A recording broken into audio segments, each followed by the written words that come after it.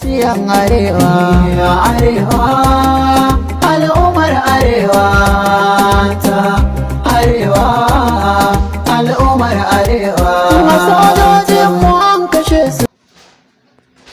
Alhamdulillahi rabbil alamin, godiya ta tabbata ga Allah bawaye gagar misali, wanda da ikon sa da yarda sa ya kawo mu wannan rana wannan lokaci mai albarka. Duk da cewar yau ba karatu ne zan yi ba, magana ta dan Allah. Zan yi magana ne akan shugabanni da 'yan siyasa da malamai da sarakuna. Ina roƙo da ku diba makomar wannan arewa tamu. Magana ta dan Allah, wannan sace-sacen mutane da ake yi da tashe-tashen hankula wanda ake yi a arewacin Najeriya yayi yawa. Ina kira ga shugaban ƙasa Ahmed Bola Tinubu, kamar yadda muka ba da contribution na ganin cewar Ubangiji Allah ya kai shi wannan matsayi wanda yake nema, Allah ya tabbatar masa da shi.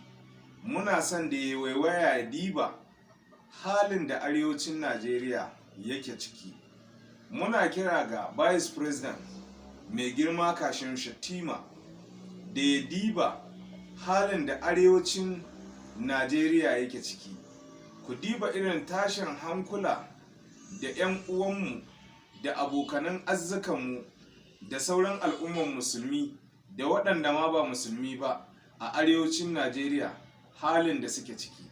Muna son wannan gwamnati ta talakawa da su mana diba, su taimaki arewacin Najeriya, su kawo mana ɗauki, su kawo mana gudunmuwa.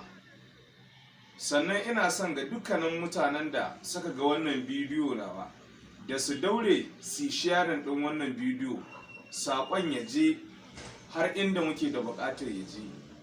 Mun gode, Allah ya saka da alkhairi, Allah ya ƙara sa mu ci arzikin manzon Allah sallallahu alaihi wasallam. Na gode.